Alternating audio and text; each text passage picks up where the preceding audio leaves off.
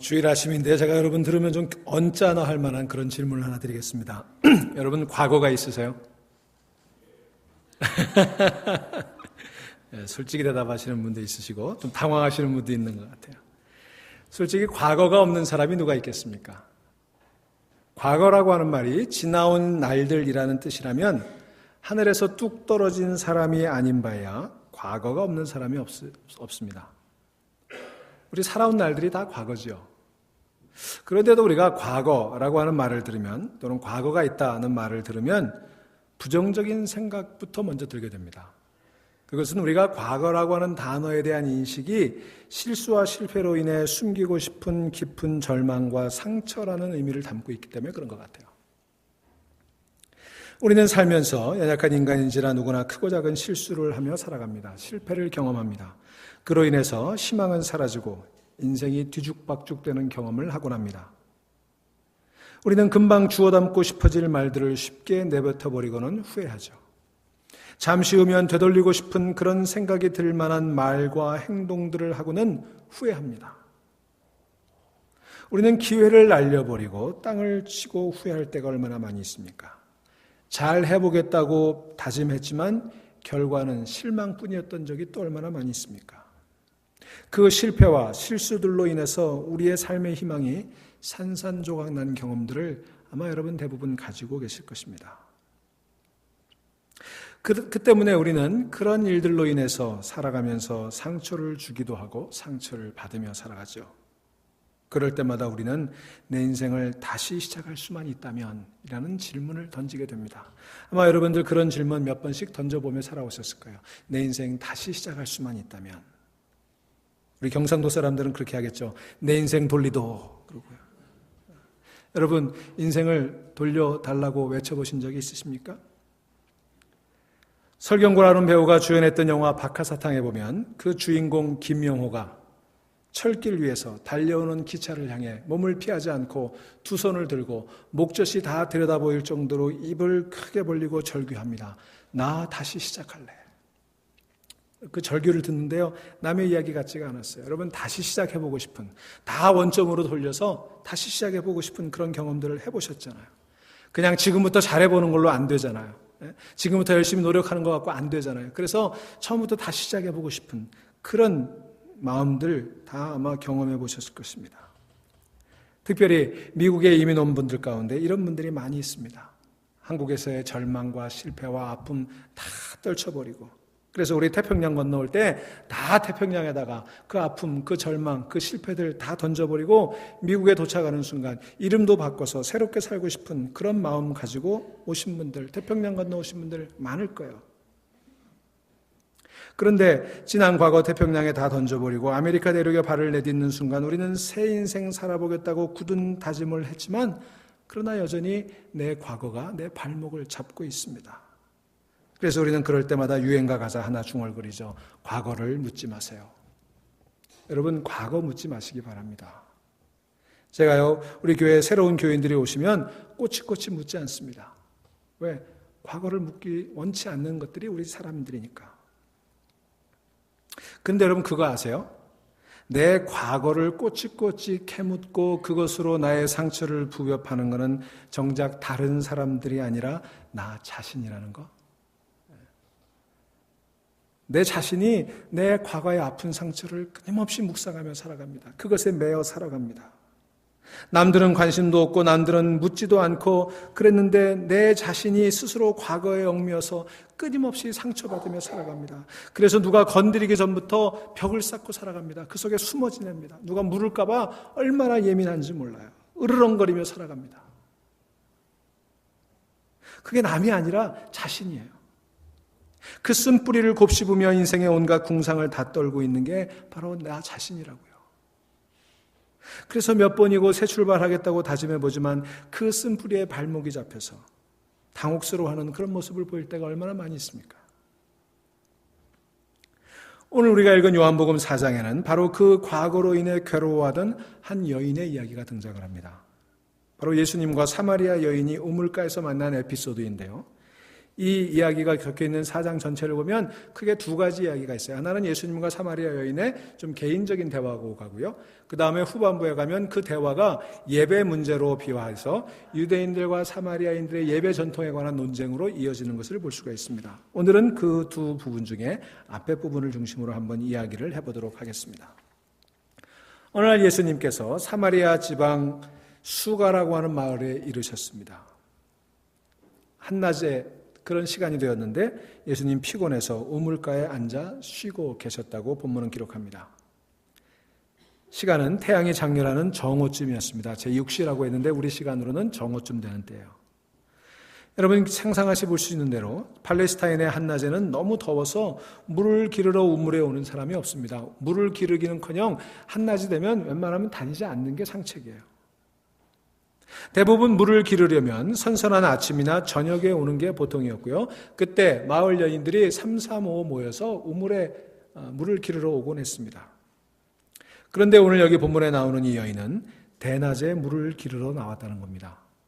그것도 아무도 우물가에 오지 않는 그런 한낮에 혼자서.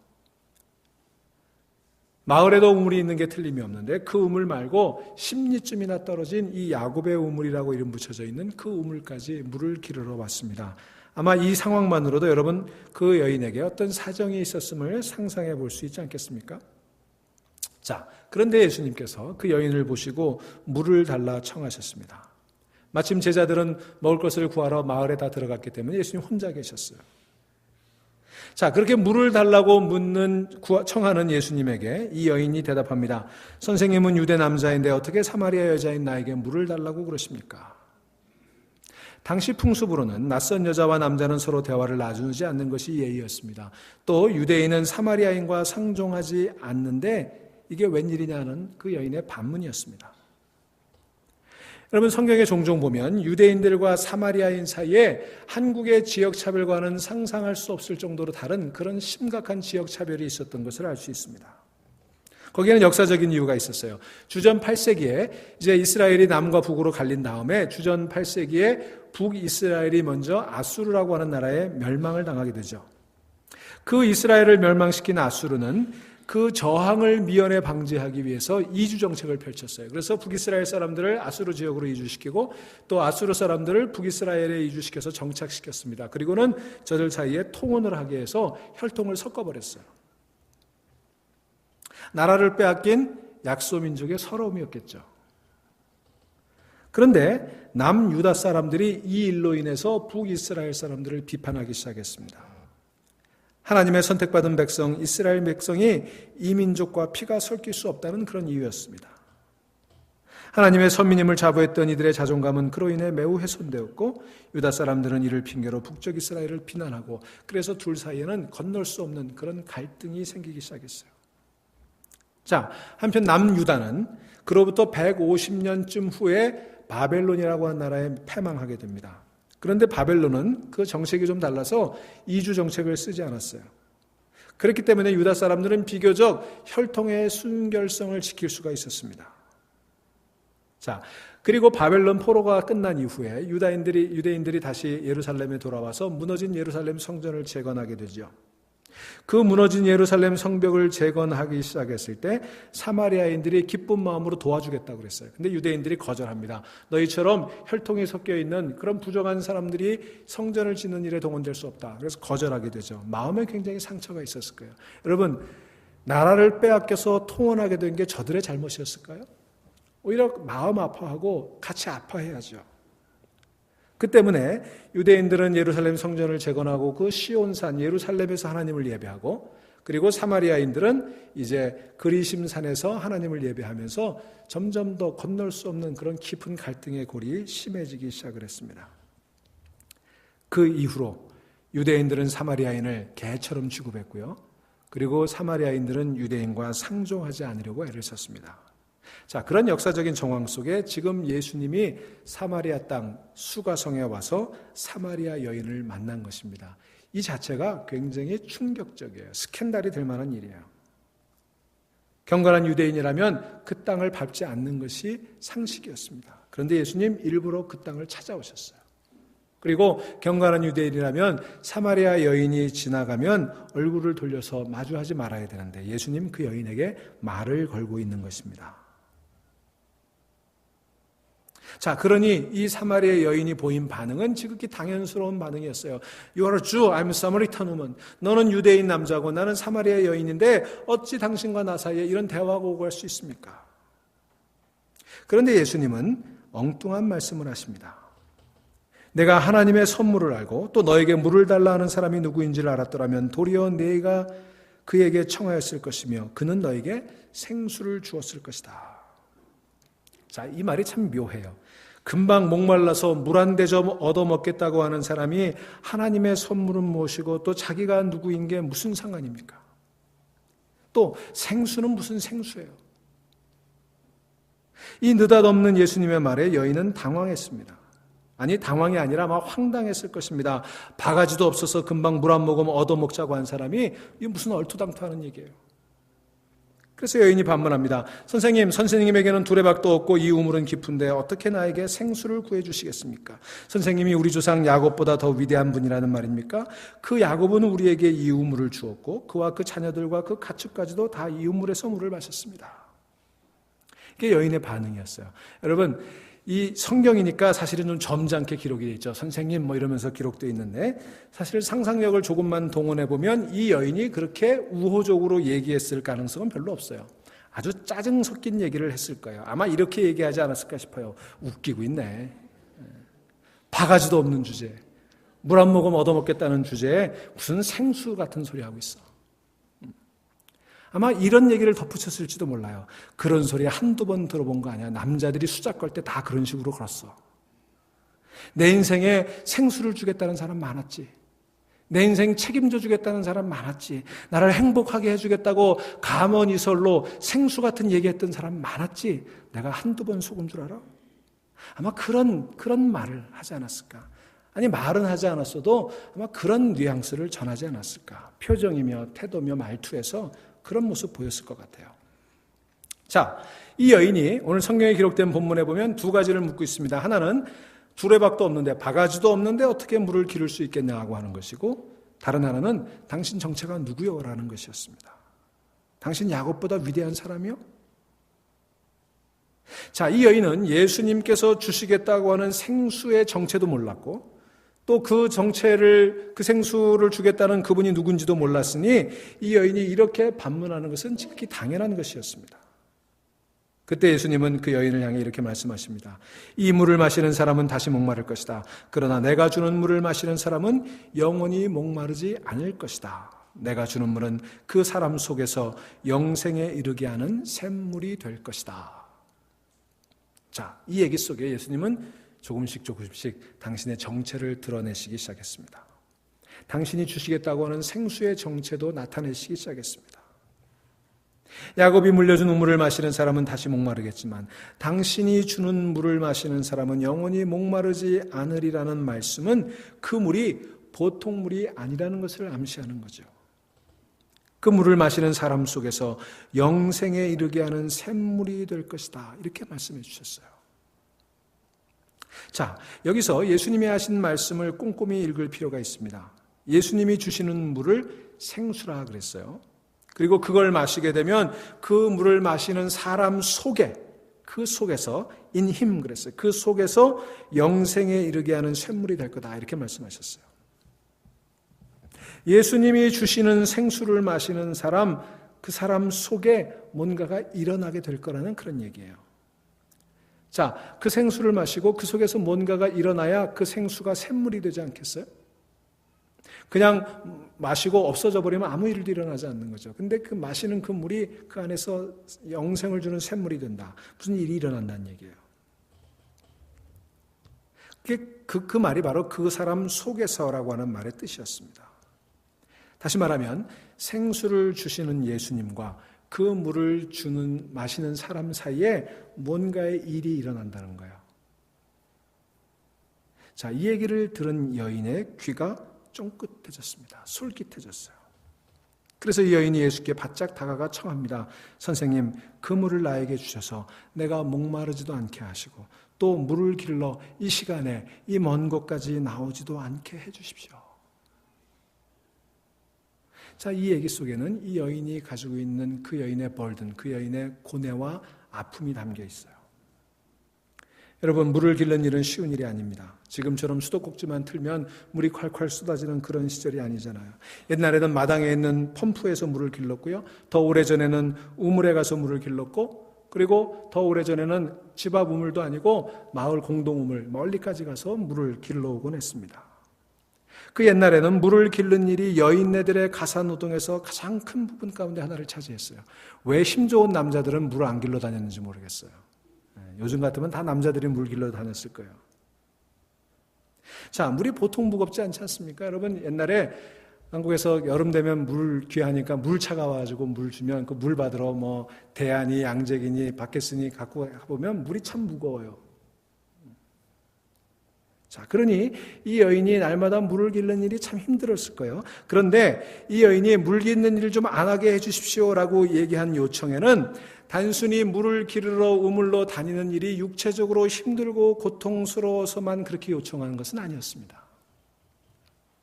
그렇게 이 여인이 요청한 데는 다른 이유가 있었어요. 그 여인만의 이유가 있었어요.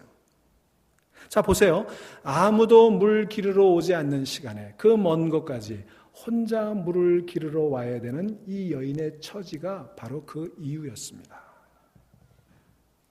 아마도 그 여인은 사람들 앞에 떳떳하게 나설 입장이 아니었던 것 같습니다.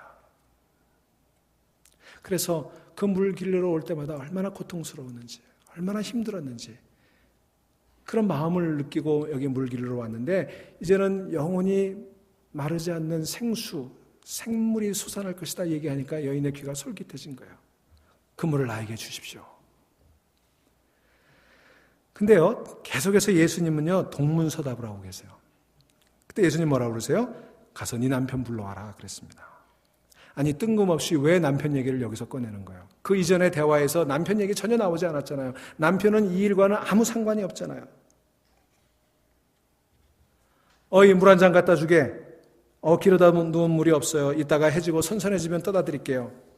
아니, 남편이 당장 목말라 죽겠다는데 빨리 가서 물 떠오지 않고 뭐 하느냐고. 그렇게 남편의 성화를 못 이겨서 여인이 물을 떠왔을 거라고 예수님 추측해서 이렇게 물어보신 걸까요? 그렇진 않아 보이죠. 이 여인이 대낮에 물을 기르러 나온 것이 남편 때문이기는 해요. 뒤에 맥락을 읽어보면 남편 때문이에요. 그러나 그건 또 다른 의미가 있었어요. 왜 그랬을까? 우리 본문을 좀 더 읽어보면 알 수 있습니다. 남편을 데려오라는 예수님의 말에 이 여인은 아니 무슨 뜬금없는 소리 하고 있냐고 반문하지 않고 나에게는 남편이 없습니다 라고 고백해요. 당장 물 떠와 라며 군림하는 가부장적인 남편 때문은 아니라는 겁니다. 그리고 그녀에게 남편이 없다고 대답합니다. 그러자 예수님께서 남편이 없다고 한 네 말은 옳다. 너에게는 남편이 5이나 있었고 지금 같이 살고 있는 남자도 내 남편이 아니니 내 말이 맞다. 이렇게 말씀하셨습니다. 자, 여기 해답이 있는 거예요. 남편이 정말 없어서 문제가 아니라 너무 많았었기 때문에 문제라는 겁니다. 이제 아시겠어요? 그러니까 이 여인은요, 말하자면 5번 결혼했던 그 일 때문에 사람들에게 굉장한 시련을 겪고 있는 여인이었어요. 동네 사람들은 이유 없이 그를 음탕하다고 하거나 행실이 문란하다고 손가락질을 했던 것 같습니다. 아니면 팔자가 사나운 여인쯤으로 그렇게 취급했을는지도 모르겠어요. 그래서 그녀는 남들이 물 기르러 나오는 시간에는 우물가에 나오지 못하고 남들이 안 나오는 대낮에 물을 기르러 나왔던 것입니다. 그러니 다른 사람들의 시선을 피해 행인들이 오가지 않는 팔레스타인 지방의 한낮에, 그것도 마을에 있는 우물을 놔두고 그 먼 곳까지 물동이를 이고 온 이 여인에게는 정말이지 말할 수 없는 그 목마름을 느낄 수가 있는 것입니다. 자, 그런데 정작 예수님은 왜 이 여인에게 남편을 데려오라고 그랬을까? 여러분, 세상에는요, 참 다양한 사람들이 살아갑니다.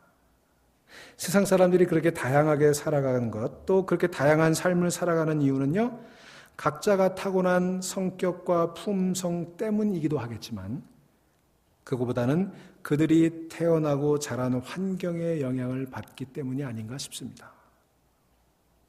여러분 생각해 보세요. 하나님은요, 65억이나 되는 우리 모든 사람의 운명을 미리 다 정해 놓으시지는 않았어요. 여러분, 우리 운명이라고 하는 것이 기차가 정해진 길을 따라서 운행하듯이 그렇게 정해진 길을 가는 것만은 아닙니다.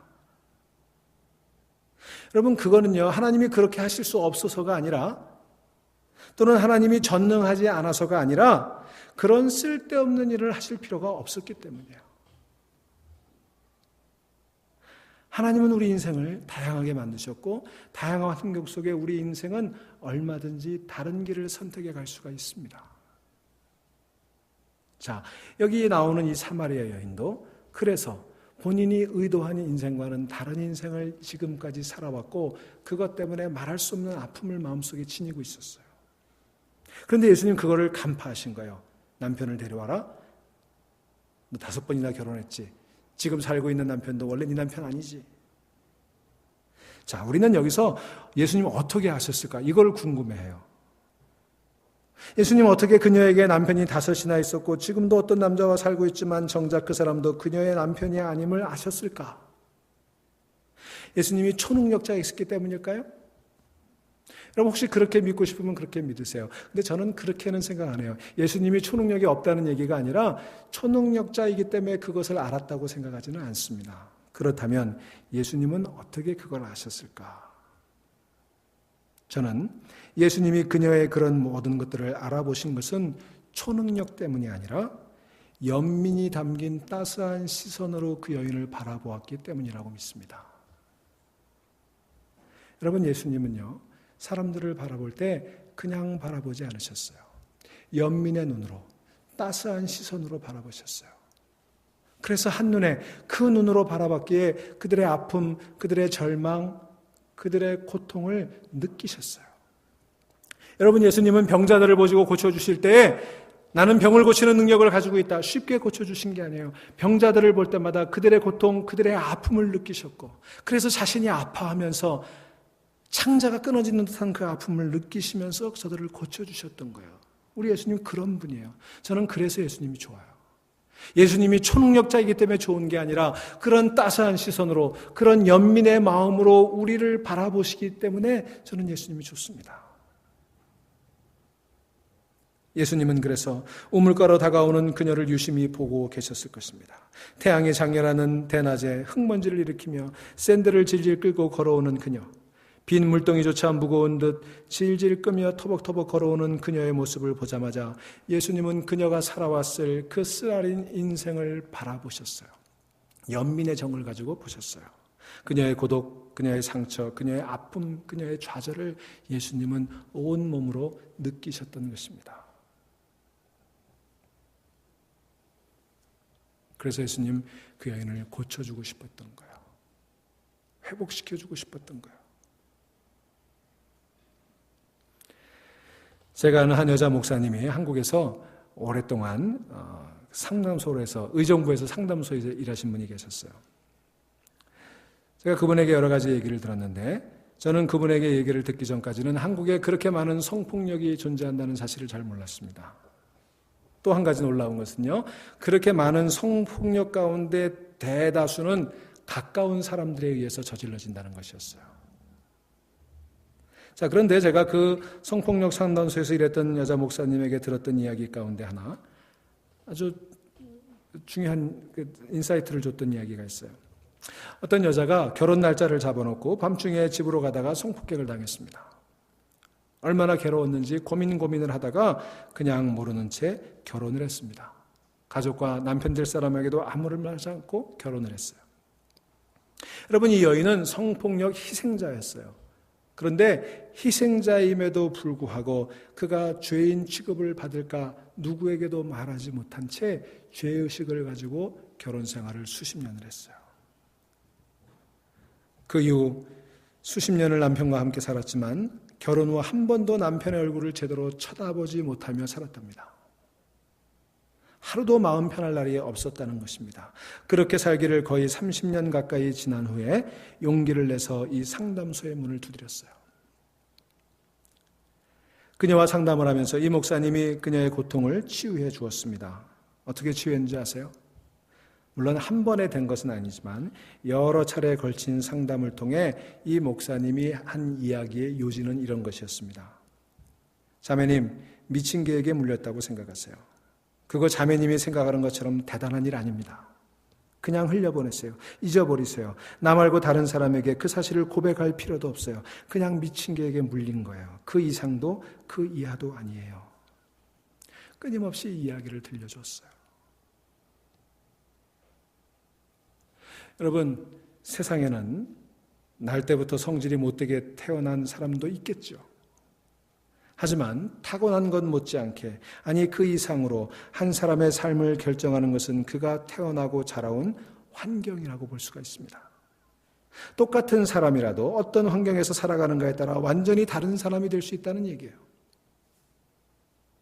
그래서 그 사람이 잘못 살아가고 있는 것 가운데 어떤 것은 꼭 그 사람의 잘못은 아닌 것들이 있습니다. 세상이 그를 그렇게 만들었으니 그건 어찌 보면 그 사람의 잘못이 아니라 세상의 잘못이죠. 우리 모두의 책임이죠. 그러니 우리 모두가 그런 사람에게 새로운 삶의 기회를 주는 것, 그게 우리의 책임 아니겠습니까? 오늘 사마리아 여인을 바라보는 예수님의 시선이 그랬어요. 여기 보면 이 여인이 5번 결혼했다는 얘기만 있지 그렇게 5번 결혼하게 된 게 다 이 여인의 책임이라는 말은 없어요.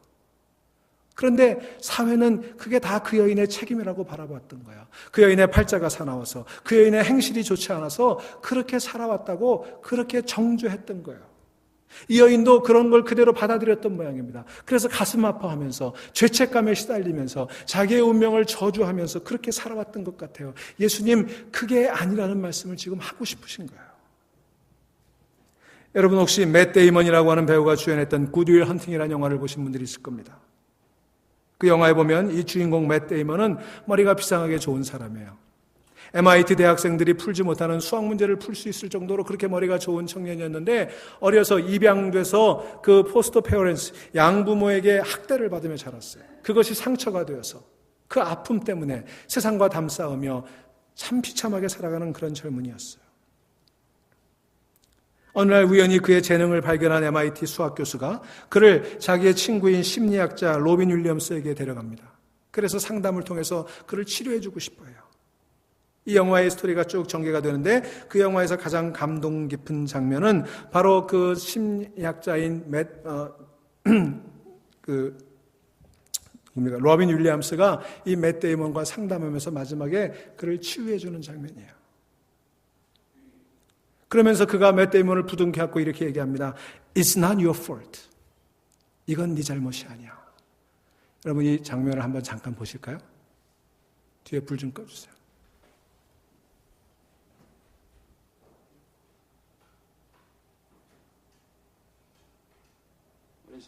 김선희 집사님 불 좀 꺼주세요. 이거.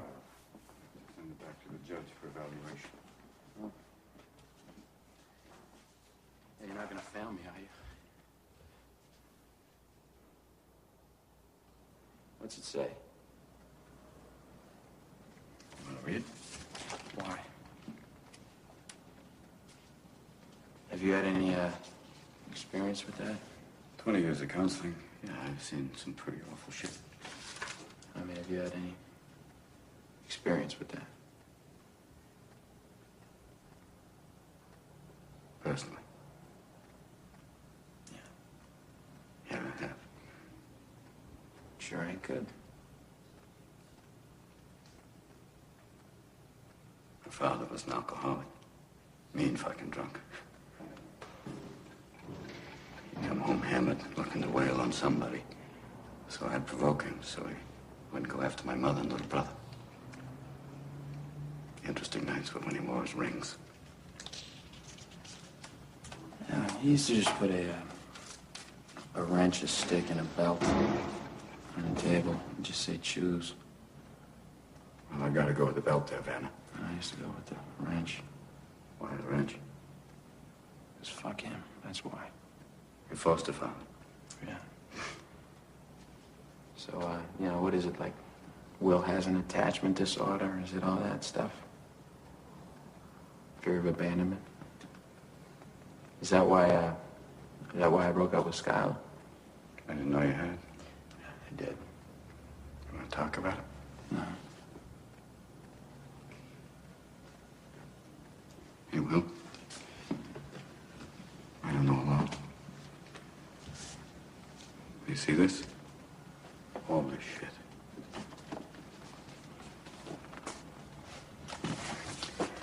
This is not your fault.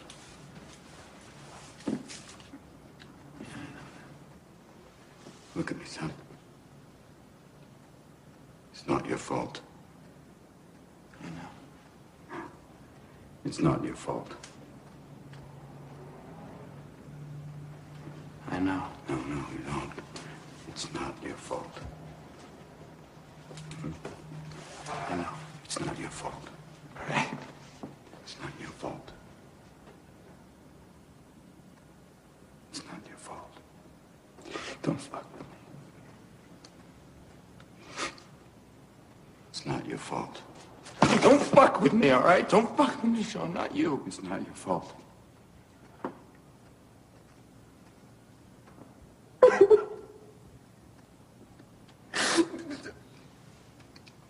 It's not your fault.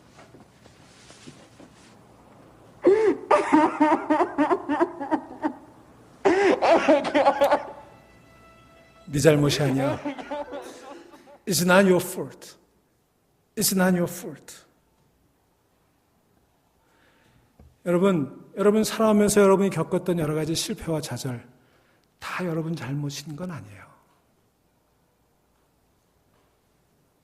내 남편을 데려오라 말씀하신 예수님, 이 여인을 꾸중하거나 비난하려고 그렇게 하신 것은 아닙니다.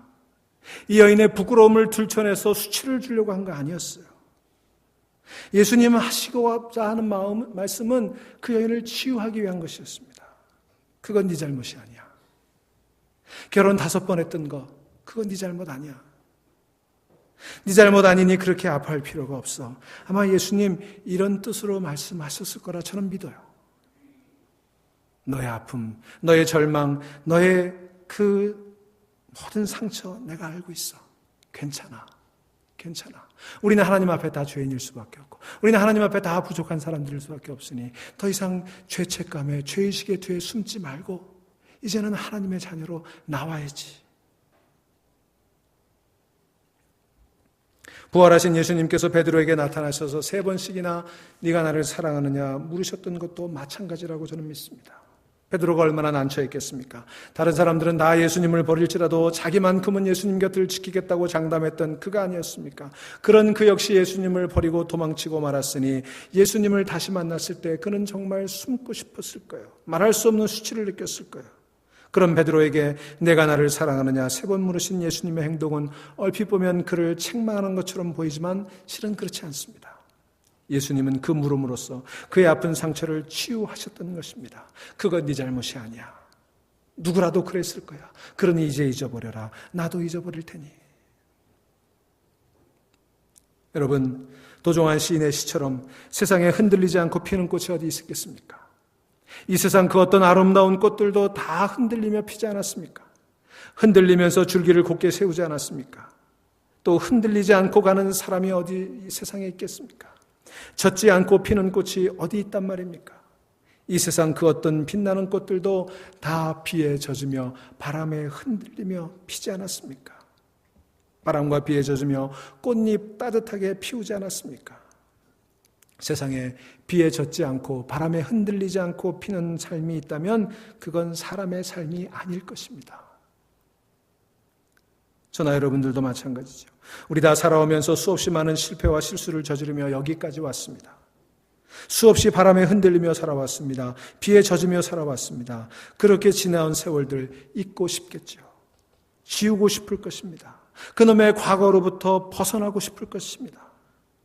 다 떨쳐버리고 새 출발하고 싶은데 그 과거라는 게 고무신에 붙은 껌처럼 비 온 뒤에 달라붙어 있는 낙엽처럼 좀처럼 떨어지질 않습니다. 그런데 예수님은 그 여인을 괴롭히는 그 과거를 들추었습니다. 그녀를 괴롭히기 위해서가 아니었습니다. 물을 달라는 청에 쌀쌀맞게 구는 사마리아 여인의 상처를 들추셔서 수치심과 모욕을 주기 위해서가 아니었습니다. 예수님은 그녀를 치유하고 싶었던 것입니다. 그녀의 타는 목마름을 가시게 하기를 원했던 것입니다. 여러분, 뭐가 다른 줄 아세요? 왜 예수님은 우리는 예수님처럼 그렇게 못할까요? 왜 예수님은 보고 계셨던 걸 우리는 보지 못할까요? 예수님은 초능력자고 우리는 아니기 때문일까요? 저는 그렇게 생각하지 않습니다. 그 차이가 있다면 우리는 누군가의 과거를 바라보는 데 익숙해 있지만 예수님은 그 과거가 아니라 그 사람의 미래를 바라보고 있는 차이 때문이에요. 여러분, 교회를 포함해서 사람들이 모이는 곳이면 어디서나 우리는 남의 얘기를 하기 좋아합니다. 그리고 그 남의 얘기는 대체로 그 사람의 과거에 초점이 맞춰져 있어요. 그 사람이 과거에 어땠다더라. 그 사람이 과거에 이러이러했다더라. 저러저러했다더라. 그걸 우리는 뒷담화라고 그러죠.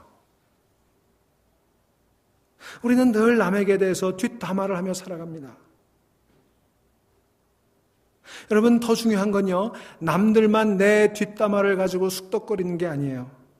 정작 문제는 나 자신입니다. 과거를 잊고 싶다고 말하고 새 출발하고 싶다고 말하면서도 정작 내 자신이 과거의 쓴뿌리에 발목이 잡혀서 자신을 용서하지 못하고 자신을 폄하하고 죄의식과 자책감에 늘 넘어지고 있습니다. 그게 다른 사람 책임이 아니에요. 자기 자신이 그렇게 하고 있어요. 여러분, 제가 목회하면서 만나는 교인들 가운데도 그런 사람들이 얼마나 많은지 몰라요. 과거에 발목이 잡혀있는 사람들. 여러분, 그러니 이제부터 우리는 남의 과거 얘기는 더 이상 하지 마십시다. 내 과거에도 더 이상 매여있지 마십시다. 정말이지 과거를 묻지 마세요. 묻지 말자고요. 대신에 우리는 그 사람의 미래를 얘기했으면 좋겠습니다. 하나님께서 그 사람을 통해서 이루실 찬란한 구원의 미래를 얘기하자고요.